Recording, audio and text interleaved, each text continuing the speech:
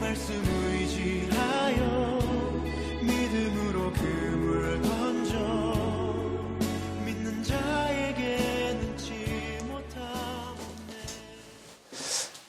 예, 복된 목요일 아침입니다. 자, 오늘 아침도 말씀을 통해서 은혜 받고 힘을 얻어 또 하루 복되게 살아가는 귀한 한 날이 되길 바라겠습니다. 하다 보니 벌써 12강까지 왔네요. 그죠? 세월이 참 빠릅니다. 12강이라는 건 이제 3주가 흘러갔다는 얘기 아니겠습니까? 자, 오늘 주제는요, 왜 성경을 제대로 배워야 하는가? 그냥 성경책 들고 그냥 교회 왔다 갔다 신앙생활하며 예배만 잘 드리면 되지. 뭐 꼭 이거 힘들게 배워야 하겠는가? 또 성경을 그냥 혼자서 읽어 나가면 되지. 왜 이렇게 또 강의까지 들어가면 이렇게까지 우리가 목회할 사람도 아니고, 우리가 무슨 특별하게 이걸 갖다 어디 가서 강의해야 할 것도 아닌데 이거 배워야 될 이유가 있겠는가? 이렇게 생각하는 분들도 있을 것 같아요. 그럼 그게 아닙니다. 이 마지막 때 사탄 마귀가 사용하는 이단들, 그 이단들의 미혹에 넘어가지 않으려고 한다면 우리가 성경을 제대로 배워서 믿음의 확신을 제대로 가지고 살아야 됩니다. 그리고 이 성경 말씀을 더 깊이 알아갈수록 하나님을 더 깊이 알게 되는 것이고 성경 말씀을 통해서 은혜를 많이 받을수록 정말로 주님을 갖다 사랑하는 마음도 더 뜨거워지게 되는 거예요. 그런 측면에서 여러분 성경에 대해서 배우는 거, 더 잘 배우려고 애쓰는 거, 이건 대단히 중요한 겁니다. 여러분 12강이 되도록 쉬지 아니고 열심히 강의를 참 경청하며 따라오신 분들 힘내시기 바랍니다. 주께서 오늘도 여러분에게 은혜를 풍성히 주실 줄로 믿습니다. 자, 우리가 성경을 왜 열심히 배워야 되는지 먼저 생각해 볼 것은요. 디모데후서 3장에 보면 성경과 관련된 말씀이 참 많이 나와요. 그런데 그 가운데 디모데후서 3장 11절부터 12절까지를 보면 우리가 사는 이 세상은 믿는 사람이 온갖 박해를 당하는 세상이기 때문에 성경을 배워야 된답니다. 그래요. 믿음을 지키려고 한다면 하나님 앞에 경건하게 살려고 하는 자는 이 세상 살아가는 가운데 박해를 당한답니다. 초대교회 당시도 그랬어요. 오늘날도 여러분 우리가 참 주일날 예배를 갖다 대면 예배를 제대로 드리려고 하니 사람들이 얼마나 우리를 향해서 참 손가락질을 합니까? 사람들의 그 시선이 얼마나 따갑게 느껴집니까?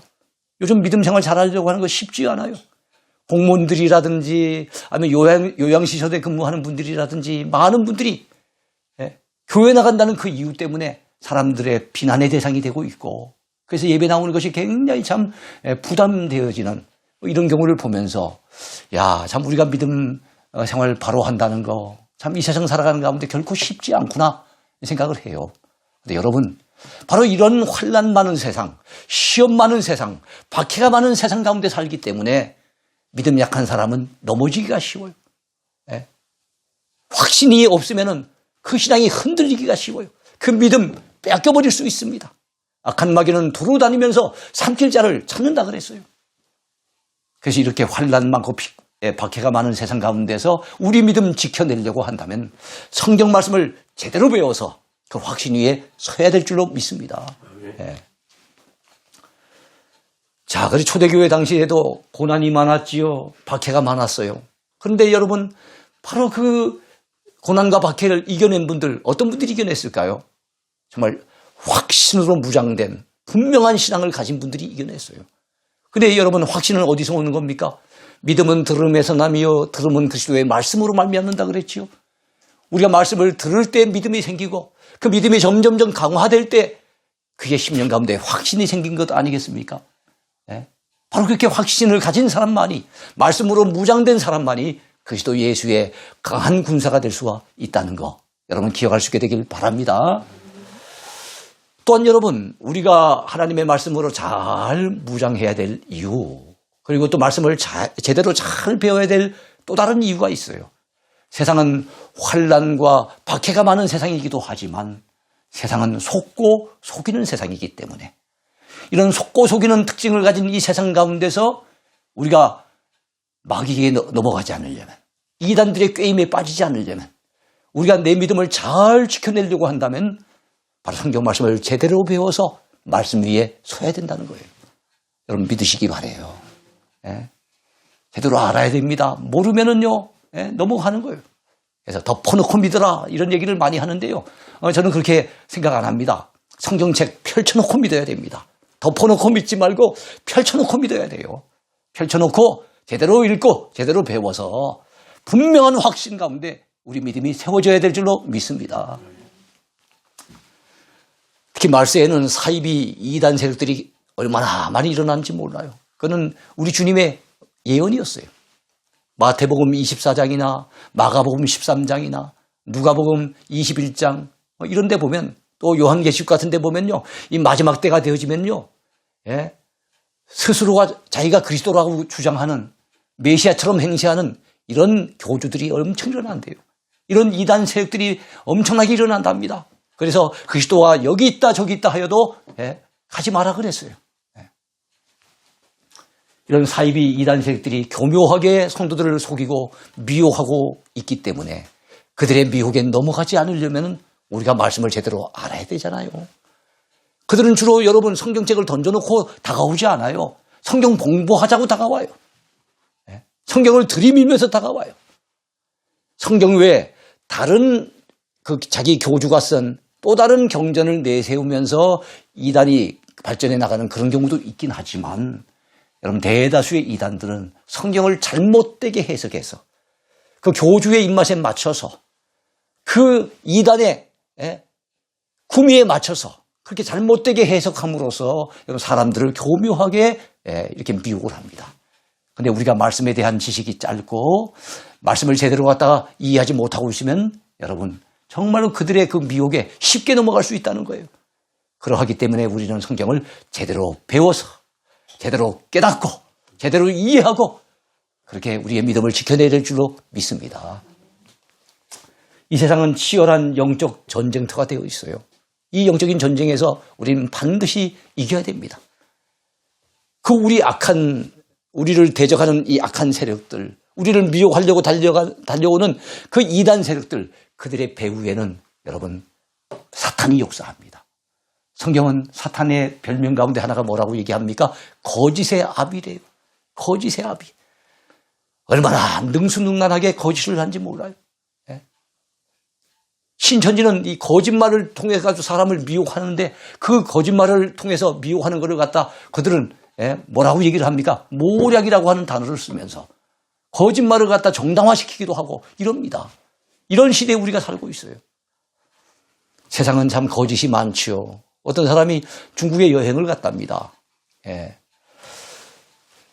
그 베이징에서 마침 말을 탈 기회가 있어서 말을 타려고 하는데 여러분 그 마부가 서서 뭐라고 외치는 거 하면 자, 말 한 번 타고 돌고 오는데 만 원입니다. 그러더래요.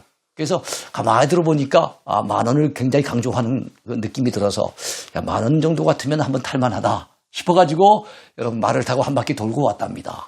그래서 만 원을 줬더니 그 사람이 굉장히 화를 내면서 3만 원을 내놓으라고 하는 거예요. 분명히 당신이 아까 만 원이라고 외치지 않았느냐 그랬더니 내가 언제 만 원이라 그랬냐. 만 원이라고 하지 않았느냐. 만 원을 합치면 3만 원인데 왜 만 원을 주느냐면 화를 내더랍니다. 이야, 얼마나 사람을 그걸 속이는 겁니까? 이건 누구든지 쉽게 속아 넘어갈 수 있는 상황 아니겠어요? 저는 우리 교회 예배당을 지은 지가 이제 20년이 다가옵니다. 예배당 건축하기 전에 먼저 땅을 구입해야 되잖아요. 땅을 매입해야 되는데 마침 우리가 대구 이 칠곡 지역에서 참 그 요지 가장 중요한 지역에 이렇게 땅을 매입할 수 있는 기회를 하나님이 주셨어요. 그 옆에는 공원이 있고 정말로 좋은 위치여서 여기가 참 좋겠다라고 생각을 하고 지금 우리 교회 예배당을 지은 그곳을 갖다가 입찰에 들어가기 위해서 준비를 하고 있었어요. 그럴 때 한 공인중개사에서 저를 만나자고 하더니만 그 사람이 왔어요. 대표가 와가지고 이런저런 설명을 하면서 혹시 이 동행교회가 이 땅을 꼭 차지해야 되겠습니까? 여기다 꼭 예배당을 짓고 싶습니까? 그 다음 자기가 돕고 싶다는 거예요. 뭘 도와줄 수 있습니까? 그 물었더니 이 땅에 자기가 아는 정보로는 동행교회 외에도 네 군데가 입찰의 요건에 들어온다는 거예요. 전부 5군데가 들어오기 때문에 동행교회가 꼭 이거를 갖다가 차지한다는 보장이 없다는 거예요. 그래서 이걸 차지하려고 한다면 그 네 군데를 가만히 보니까 실제 필요해서 이거 하는 것이 아니라 어떻게 보면 투자 목적으로 갖다 하는 사람들이 대다수라서 그 사람들에게 한 사람당 한 500만 원씩 네 사람이니까 2천만 원만 자기한테 맡기면은 그 네 사람을 다 나가 떨어지도록 그래서 우리 동행교회가 낙찰을 받을 수 있도록 그렇게 입찰을 도와준다는 거예요. 저는 돈을 갖다가 참 쓴다는 거 그것도 돈이 아깝기도 했지만 하나님 앞에 기도해서 기도 응답으로 이 땅을 갖다 우리가 참 가진다 모르겠지만 이거 돈 써가면서 여기다가 예배당을 짓는다는 거 이게 도무지 제 마음에 감동이 안 됐어요. 기도를 해봐도 제 마음이 시원하지 않아요. 그 사람한테 거절을 했습니다. 우리는 하나님이 주시면 감사하고 또 안 주시면 더 좋은 땅 준비하고 계실 테니까 우리는 그런 방법을 안 쓰겠습니다.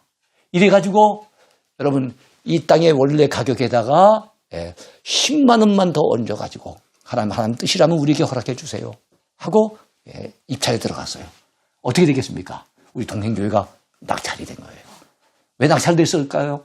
첫 번째는 하나님의 은혜지만 낙찰된 이유 중에 하나는 우리 외에는 어느 누구도 입찰하는 사람들이 없었던 거예요.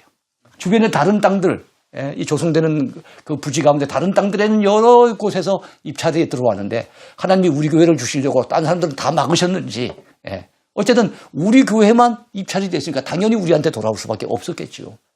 근데 왜 그 사람이 저한테 그런 얘기를 거짓말인 거지요. 자기가 2천만 원 차지하려고 그렇게 다가와가지고 속삭이더라는 거예요. 여러분 이런 세상입니다. 우리가 살고 있는 세상이 이런 세상이에요. 이런 세상 가운데 여러분 그 사람들은 돈을 위해서만 우리에게 다가온 줄 압니까? 거짓말할 돈뿐만 아니라 약한 이단들은 우리의 믿음을 빼앗으려고 거짓말하며 다가온단 말이에요. 이런 거짓의 미혹에 넘어가지 않으려고 한다면 하나님의 말씀을 제대로 알고 제대로 배워서 여러분 신앙의 확신 위에 굳건히 서야 된다는 사실입니다. 여러분 믿으시기 바랍니다. 자, 이러한 세상 환난 많고 박해가 많은 세상이라고 했어요. 거짓이 난무한 세상이라고 했습니다. 이런 세상에서 구원의 확신을 소유할 뿐만 아니라 기독교인으로서의 확실한 가치관을 가지고 힘있게 이 땅을 살아가려고 한다면 우리는 말씀을 필수적으로 제대로 배워야 되는 거예요. 자, 여러분 우리 그리스도인들의 삶의 기준을 아십니까? 우리 삶의 기준은 바로 성경이에요. 왜 성경을 배워야 됩니까? 우리 삶의 기준을 바로 알아야만 그 기준에 맞춰서 살아갈 수 있기 때문에 성경을 모르는 사람은 비성경적인 삶을 살 수밖에 없어요. 하나님 우리에게 크리스찬다운 삶을 살기를 원하세요. 크리스찬다운 삶을 살려고 한다면 그 기준을 배워야 될 것 아닙니까? 성경을 통해서 하나님은 그 기준을 우리에게 제시해 주시고 가르쳐 주십니다. 말씀을 배우면 말씀 중심의 삶을 살 수 있는 것이고 말씀과 동떨어진 삶을 산다면 그의 삶 자체는 그리스도인다운 삶이 아니라 정말 넌 크리스찬과 비슷한 그런 수준의 삶을 살 수밖에 없는 거예요. 그래서 우리가 참된 크리스찬으로서 정말로 우리의 삶의 기준을 제대로 알고 바르게 살려고 한다면 우리는 성경으로 가야 됩니다. 성경을 배워야 됩니다. 자, 사람들이 속고 속이는 이유가 뭡니까? 세상 사람들의 특징은 속고 속이는 세상인데 그 이유는 그들의 삶의 기준이 없기 때문에 분명한 기준이 없기 때문에 속이기도 하고 속기도 하는 거예요. 그러나 우리 기독신자들에게는 분명한 삶의 기준이 있어요. 그게 뭡니까? 하나님의 말씀인 성경이에요. 성경을 정경이라고도 하죠. 캐논, 삶의 기준, 표준, 표대 이런 말이 캐논 아니겠습니까? 속이고 속는 세상에서 우리 크리스찬들에게 필요한 것은 성경을 읽고 그 확신에 거하는 일입니다. 그래요. 우리가 믿음을 가지는 것도 필요하지만 우리는 그 믿음이 더 발전하고 더 단단해져서 단순한 믿음이 아니라 확신에 머물러야 됩니다. 디모데후서 3장 13절 14절을 보면 배우고 확신한 일에 거하라 그랬어요. 그냥 확신이 생기는 게 아니에요. 배우고 확신한 일에 거하는 거예요. 배워야만 말씀을 배워야만 하나님의 말씀인 성경을 제대로 배워야만 우리는 확신 가운데 거할 수 있는 겁니다. 사람은 무엇을 배우니 하는 것이 대단히 중요해요. 성경을 배워야 됩니다. 디모데후서 3장 15절에 내가 어려서부터 성경을 알았나니 라고 하면서 이 성경은 능히 그리스도 너로 하여금 그리스도 예수 안에 있는 믿음으로 말미암아 구원에 이르는 지혜가 있게 하느니라 그랬어요. 그러니까 성경을 배워야 됩니다. 사람은 지식으로 변화되지 않아요. 감동으로 변화됩니다. 뜨거운 감동을 받으면 정말 그 심령이 새로워지고 그 심령이 새로워지면 그의 삶도 새로워질 수 있는 거예요. 성경은 하나님의 감동으로 된 말씀이기 때문에 이 말씀이 제대로 전달되고 이 말씀을 사모함으로 들을 때 그 사람은 말씀을 통해서 감동을 경험합니다. 성령의 깊은 감동을 경험하면요, 정말로 그 사람은 그 삶 자체가, 인생 자체가 변화될 수 있다는 거 여러분 믿으시기 바랍니다. 사람은 누구에게 배우느냐 하는 것도 중요해요. 좋은 교사에게 배워야 됩니다. 좋은 교사에게. 내가 네게서 배운 것을 알며, 사도 바울은 디모데에게 그렇게 얘기했어요. 디모데는 어린 시절 외조모 로이스에게 배웠고 어머니 유니에게 배웠고 나중에는 위대한 스승 바울을 만나서 우리가 아는 그 디모데, 신실한 하나님의 종 디모데가 될 수 있었습니다. 그래서 디모데는 바울에게 배웠으며 쫀낙스는 주여 이 스코틀랜드를 내게 주옵소서, 그렇지 않으면 내 생명을 거두어 주옵소서. 스코틀랜드를 가슴에 안고 스코틀랜드의 복음화를 위해서 그리고 그 종교개혁을 위해서 뜨거운 가슴으로 기도했던 이 쫀낙스는 칼빈에게서 가서 배웠어요. 정말 좋은 스승 밑에서 배웠기 때문에 우리가 아는 정말 훌륭한 종교개혁자 바로 쫀낙스가 나올 수 있었습니다. 무디, 정말 열정적인 전도자 아닙니까? 이 미국의 전도자 무디, 초등학교 4학년밖에는 못 나왔지만 배움은 짧았지만 그의 가슴에 뜨거운 복음의 불을 지펴준 그 사람이 누굽니까? 바로 무디를 전도했던 킴볼 선생이에요. 킴볼에게 배우면서 무디가 구두 닦기 할 때 참으로 킴볼이 구두 닦으러 많이 갔죠. 구두 닦는 것은 2차적인 목표고 1차적인 목표가 뭡니까? 무디를 전도하려고. 그래서 결국에는 무디를 전도해냈고 전도받은 무디는 나중에 정말 열정적인 주자교 교사가 되고 나중에 열정적인 전도자가 되어 일평생 동안 200만 명에게 복음을 전했다고 하지 않습니까? 누구에게 배우냐? 대단히 중요합니다. 헬렌 켈러 보지도 못하고 듣지도 못하고 말하지도 못하는 삼중고를 겪었지만 앤 설리반 선생을 통해서 배웠기에 그는 그 어려움을 이겨내고 인류에게 희망을 안겨주는 훌륭한 위인이 됩니다. 손양원 목사님, 사랑의 원자탄이라고 하는 별명을 가지고 자기 두 아들 동인군과 동신군을 죽인 그 원수 같은 청년을 자기 아들, 양아들로 삼은 것도 귀하지만 바로 주기철 목사님, 순교자 주기철 목사님에게 배웠기 때문에 손양원 목사님도 순교자의 길을 걸어갈 수 있었습니다. 부산에서 주기철 목사님에게 청년 시절에 배웠던 거예요. 그래서 누구에게 배우냐? 대단히 중요합니다. 이단에게 가면 결국에는 이단을 따르는 불쌍한 인생이 되는 거예요. 그렇기 때문에 여러분 바른 교회에서 말씀을 제대로 바르게 배워야 됩니다. 사람은 또한 언제 배우느냐 하는 것은 중요해요. 사도 바울은 디모데에게 내가 어려서부터 성경을 알았나니 라고 얘기합니다. 디모데가 훌륭한 믿음의 일꾼, 하나님의 사람 될 수 있었던 것은 어려서부터 성경을 알았기 때문에 더더욱 우리가 아는 그 훌륭한 디모데가 될 수 있었어요. 물론 나이가 들어서도 말씀은 배워야 되지요. 그러나 그 효과적인 측면에서는 어릴 때부터 배워야만 훨씬 더 여러분 정말 훌륭한 사람으로 정말로 그 효과적인 측면에서 큰 영향을 받는 말씀의 영향을 받아 훌륭한 믿음의 인격체가 될 수 있는 그런 사람이 될 수가 있습니다. 여러분 아이들을 어린 시절부터 가르치시기 바랍니다. 여러분 아이들 몇 살 때부터 가르쳐야만 제대로 배울 수 있을까요? 어릴수록 좋습니다. 어릴수록 그 마음이 순수해서 스펀지가 물을 갖다 빨아들이듯이 여러분 순수하게 말씀 전하면 뭐 비판하지 않고 의심하지 않고 있는 그대로 액면 그대로 갖다가 받아들이는 아이들, 그 순진무구한 그 아이들에게 어린 시절부터 복음이 심겨진다는 것은 그의 영혼, 그의 장래를 위해서는 너무너무 중요한 일이에요. 그래서 성경은 이렇게 말씀합니다. 잠언 22장 6절에 나와 있는 유명한 말씀이죠. 마땅히 행할 길을 아이에게 가르치라. 그리하면 늙어도 그것을 떠나지 아니하리라. 아멘. 틀림없는 사실입니다. 그래서 세 살적 버릇이 8가지 간다 그러잖아요. 그러니까 나쁜 버릇도 참 나이가 들기까지 가고 좋은 것을 배워도 그 나이 들기까지 영향을 끼치는 겁니다. 구세군의 설립자가 있어요.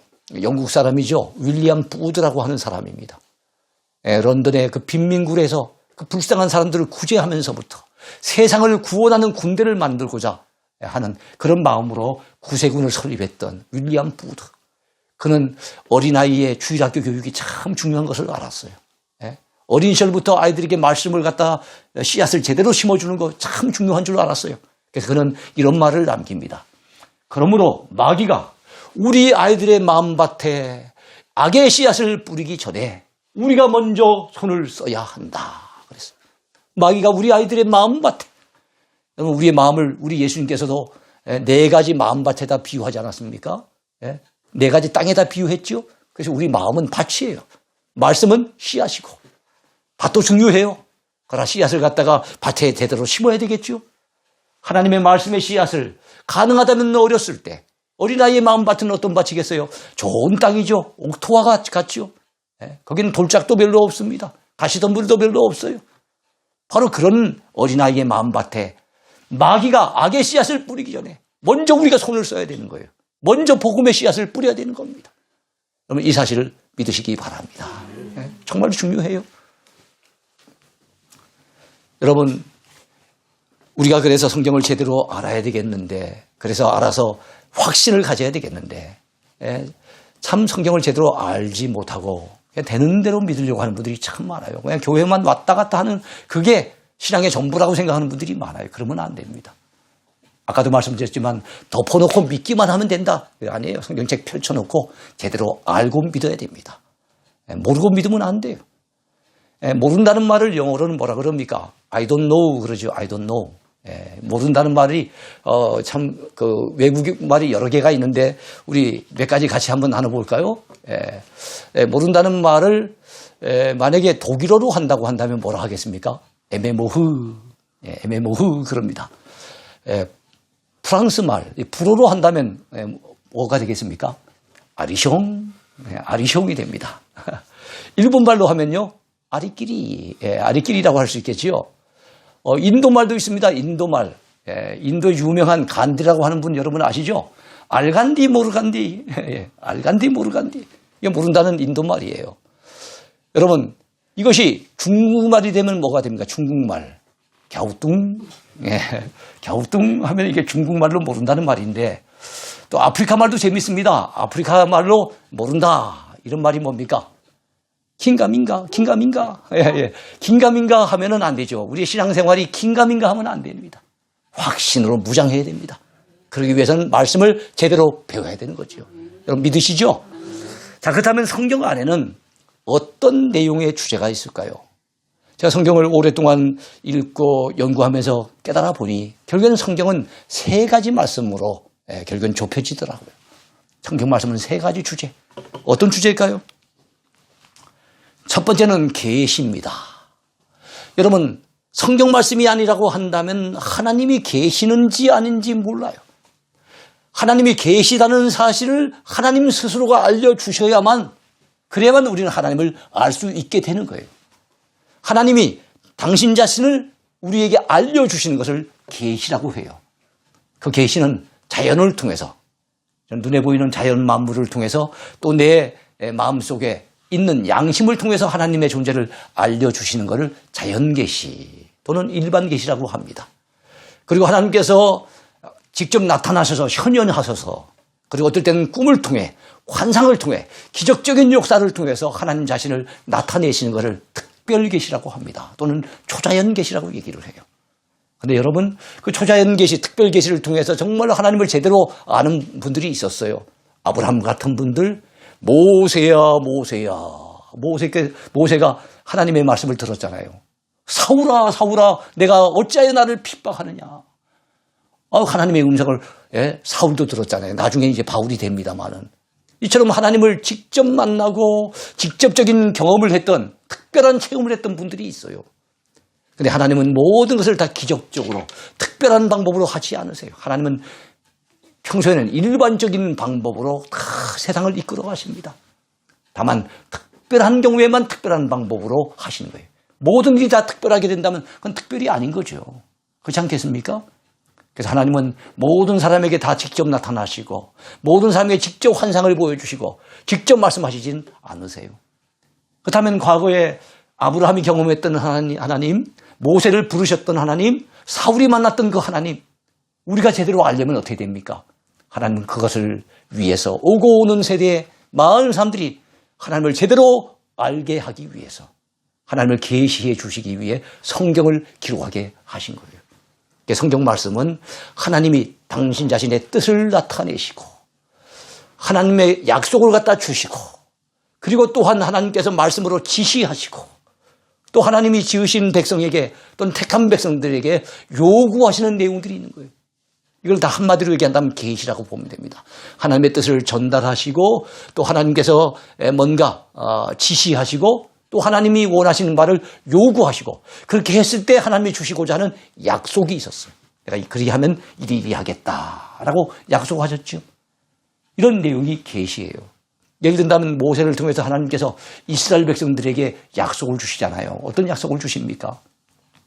너희가 내 말을 잘 듣고 지켜 행하면 너희가 내 소유가 될 것이며 제사장 나라가 될 것이며 그리고 거룩한 백성이 되게 하리라. 자, 여러분 하나님의 소유로 삼아주신다는 거, 제사장 나라 삼아주신다는 거, 거룩한 백성이 되게 하신다는 거, 이건 약속입니다. 약속인데 그 이전에 하나님이 요구하신 것이 있었죠. 지시하는 바가 있습니다. 그게 뭡니까? 너희가 내 말을 잘 듣고 내 언약을 지켜 행하면 그렇게 하시겠다는 거예요. 그러니까 모세 오경 같은 이런 것은 거의 다 이 하나님의 계시라 보면 됩니다. 사복음서 같은 경우도 여러분 신약시대 때 사복음서 예수님이 이 땅에 오셔서 예수님이 하나님의 뜻을 전하시고 예수님께서 또 말씀으로 지시하시고 우리 사람들에게 특별히 주의 백성들에게 이렇게 삶을 요구하시고 그렇게 살았을 때 우리 주님이 주신다고 약속하신 그런 메시지가 참 많죠. 그래서 율법서, 모세오경입니다. 그리고 사복음서 이것들은 하나님의 계시에 해당되는 부분이다. 이렇게 보시면 됩니다. 그럼 성경의 두 번째 부분은 뭘까요? 하나님이 계시를 하셨을 때 하나님이 뭔가 지시하시고 요구하시고 그리고 하나님이 약속하시고 이랬을 때 그때 사람들이 드러낸 반응입니다. 나타낸 반응. 역사 속에서 사람들은 어떻게 반응했을까요? 구약시대 때 이스라엘 백성들은 어떻게 반응했을까요? 신약시대 때 사도 바울을 통해서 또 많은 사도들을 통해서 복음을 전달받은 사람들은 어떻게 반응을 했을까요? 사람들의 반응이 바로 성경에 나타난 역사서입니다. 역사서. 네? 그래서 구약의 역사서가 12권이에요. 여호수아부터 에스더까지 12권이에요. 신약의 역사서는 한 권인데 사도행전 한 권입니다. 이게 바로 다 사람들의 반응을 나타내요. 시가서도 반응이에요. 역사 속의 반응하고는 조금 다르게 구분할 필요는 있겠지만 어떻게 반응합니까? 하나님의 은혜를 경험한 사람들이 하나님 앞에 감사하며 찬양하며 반응해요. 욥과 같은 사람은 생각지도 못했던 고난을 당하면서 하나님 앞에 절규하면서 반응을 해요. 어떤 사람들은 하나님 앞에 탄원하면서 간구하면서 그렇게 반응을 하기도 해요. 바로 시가서에 나타나 있는 5권의 내용들은 그 반응을 나타내는 거예요. 하나님을 떠나서 살아보니 정말로 인생 사는 게 허무한 것밖에는 남지 않더라고 하는 이 인생의 허무에 대한 반응을 한 사람은 바로 솔로몬이 아니겠습니까? 그 솔로몬이 쓴 책이 전도서라고 볼 수 있겠죠. 이게 다 반응입니다. 그러니까 성경 가운데는 하나님이 주시는 말씀, 하나님이 명령하시고 하나님이 지시하시고 요구하시고 하나님이 약속하신 말씀만 있는 게 아니고 그 말씀을 들었을 때 사람들이 어떻게 반응했을까? 이것도 나타나 있다는 거예요. 우리 주님은 사람들의 반응에 관심이 많으세요. 그래서 주님이 가이사랴 빌립보 지역에 이르렀을 때 제자들에게 이런 질문을 던지셨던 거 우리가 압니다. 사람들이 나를 누구라고 하더냐? 그 대답의 내용이 썩 만족하지 못했을 때 너희들은 나를 누구라고 하느냐? 그때 시몬 베드로가 주는 그리스도시요 살아계신 하나님의 아들이시니다. 이렇게 반응하지 않았습니까? 그때 정말로 예수님께서 기뻐하시면서 바요나 시몬아 내가 복이 있구나. 이를 알게 하는 이는 혈육이 아니요 하늘에 계신 내 아버지시니라. 그러면서 내가 이 반석 위에 내 교회를 세우시겠다고 선언하시는 주님을 우리는 볼 수 있어요. 그래 우리 주님은 우리의 반응을 보십니다. 기대하십니다. 그리고 성경 속에는 그 사람들의 반응이 많이 나타나서 어떤 사람들은 순종함으로 반응함으로써 역사서 속에는 보면 하나님 앞에 쓰임받고 복을 받고 성공한 인물이 있고, 어떤 사람들은 말씀을 수없이 들었음에도 불구하고 선지자가 전해주는 메시지를 오히려 거역하고 불순종함으로써 하나님 앞에 매를 맞고 사울 왕처럼 버림을 당하고, 남유다 백성들처럼 저 바벨론의 포로로 끌려가기도 하고, 불순종으로 반응함으로써 여러분 오히려 패배하고 실패하고 오히려 버림을 받은 이런 일들이 성경 속에 있어요. 왜 있을까요? 우리가 그것을 보면서 야, 나도 다윗처럼 순종하여 살다가 쓰임받는 성공적인 인생을 살아야 되겠구나. 나는 절대로 사울처럼 하나님 앞에 교만하다가 불순종하다가 하나님 앞에 버림받는 그런 인생이 되지 말아야 되겠구나.